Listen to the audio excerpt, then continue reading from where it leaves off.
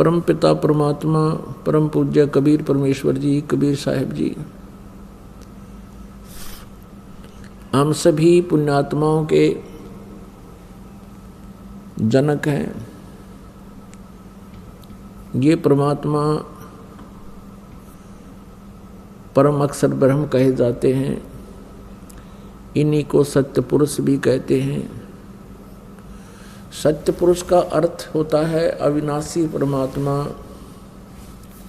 पुरुष मीन प्रभु, और सत्य माने अविनाशी जिसका नाश कभी ना हो। इसी के भाषाभिन्न या पर्यायवाची बहुत शब्द बन जाते हैं। परम अक्षर ब्रह्म, अकाल मूर्त, शब्द स्वरूपी राम, सतपुरुष, ये वो परमात्मा है जो सब ब्रह्मांडों का रचनहार है और जो बनारस में, काशी शहर में, भारतवर्ष के काशी शहर के अंदर एक जुलाहे की भूमिका किया करते थे, जो धानक कहलाते थे। ये पूर्ण परमात्मा है, असंख्य ब्रह्मांड के स्वामी हैं। पुण्यात्माओं, परमात्मा की पहचान कैसे की जा सकती है? परमात्मा की पहचान करने के लिए हमने जो आधार बना रखा था वो ये था, जैसे श्री कृष्ण जी ने मोरध्वज राजा के पुत्र ताम्रध्वज को आरे से 2 भाग करवा के जो मृत्यु को प्राप्त हो गया था उसको जीवित कर दिया। जिस कारण से हमने भगवान श्री कृष्ण जी को सुप्रीम पावर मान लिया। इसको कहते हैं चमत्कार परिचय, पर्चा बोलते हैं इसको, पर्चा, परिचय भी शुद्ध हिंदी में परिचय कहते हैं, यानी पहचान प्रभु की। उन परिचयों में जो लक्षणों में से एक ये भी है कि परमात्मा मुर्दे को जीवित कर सकता है,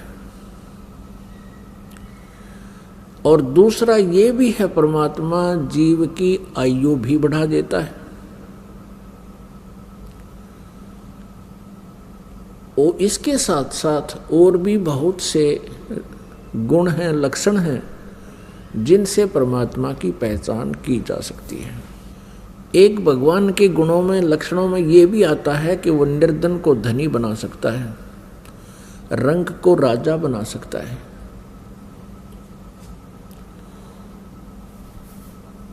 और एक ये भी पहचान है कि उसके विषय में हमारे सदग्रंथों में लिखा हुआ है।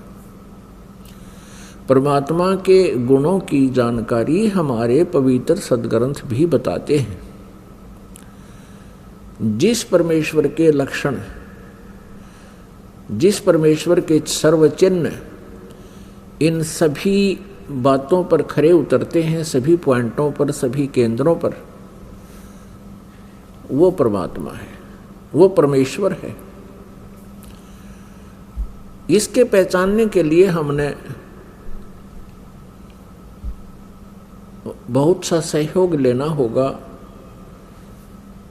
जैसे हमारे पवित्र सदग्रंथ जो बताते हैं भगवान के गुणों की जानकारी, वो हमारे लिए स्वीकार्य होगी, होनी चाहिए और होगी, क्योंकि भगवान की जानकारी हमें सदग्रंथों से ही प्राप्त हुई है। और हमारे जो पहले वाले गुरुजी थे वो यही कहा करते थे कि शिव पुराण में ऐसा लिखा है, वेदों में ऐसा लिखा है, श्री दुर्गा पुराण में ऐसा लिखा है, श्री विष्णु पुराण में ऐसा लिखा है, और श्री मार्कंडे पुराण में ऐसा लिखा है, श्री ब्रह्मा पुराण में ऐसा लिखा है। और वो साथ में संस्कृत भी बोला करते थे। तो हम ये सोचा करते थे कि इन महापुरुषों ने सदग्रंथों को ठीक से समझा है, क्योंकि ये संस्कृत लैंग्वेज से, संस्कृत भाषा से परिचित है। तो हमें कोई शंका नहीं रही। क्या शंका नहीं रही कि ये झूठ बोल रहे हैं? इसलिए हमने इनके प्रत्येक वाक्य को, प्रत्येक आदेश को शिरोधार्य किया। और जैसा भी इन पूर्व के ऋषि, गुरु, महापुरुषों ने, मंडलेश्वरों ने, आचार्यों ने, महंतों ने हमें जो ज्ञान दिया, हमने उसको स्वीकारा। किस लिए स्वीकारा? कि हमने परमात्मा की खोज है, परमात्मा की चाह है। आत्मा का परम सहारा परमात्मा है, और जो आत्मा को सुख मिलेगा वो परमात्मा से मिलेगा। परमात्मा हमारे प्रारब्ध के कर्मों को भी नाश कर देता है। परमात्मा के गुणों में ये भी है कि परमात्मा, परमेश्वर, पूर्ण ब्रह्म हमें साप से भी मुक्त कर सकता है, श्राप से। जैसे हमें इन 3 तापों से भी परमात्मा मुक्त कर सकता है। तो ये सभी लक्षण परमात्मा में होते हैं। प्रथम लक्षण जो हमने लिया है कि भगवान श्री कृष्ण ने मोरध्वज के पुत्र ताम्रध्वज को आरे से, एक आरी से 2 फाड़ करवा के उसके माता पिता से, क्योंकि पहले साधु संतों के विचारों, आदेश का बहुत पालन करते थे, श्रद्धालु व्यक्ति होते थे, और वो समझते थे कि ना जाने किस वेश में भगवान ही आ गया हो, इसलिए संत के आज्ञा का वो पालन करते थे। उस समय संत लोग जो है बड़े सिद्धि युक्त होते थे। सिद्धि क्या होती है? कि ईश्वरीय भक्ति से, परमेश्वर की भक्ति से उन्होंने कुछ संग्रह कर ली होती है, पावर, परमात्मा की ही पावर को संग्रह कर लेते हैं। जैसे इन्वर्टर होते हैं, इन्वर्टर चार्ज कर दिए जाते हैं तो वो उनकी बैटरी चार्ज हो जाती है, कुछ समय के लिए बहुत कार्य काम चलाऊ कर देते हैं। तो वो पावर है, कहाँ से ग्रहण की उसने? थर्मल प्लांट से। तो एक इन्वर्टर थर्मल प्लांट जितना कार्य नहीं कर सकता, इतनी क्षमता उसकी नहीं हो सकती। तो जितने भी ऋषि, महर्षि, जिनमें सिद्धियाँ थी, जिन्होंने 7 समंदरों को पी लिया फिर वापस छोड़ दिया, जिन्होंने पहाड़ उठा लिए, आकाश में उड़ गए, ये इन्वर्टर थे।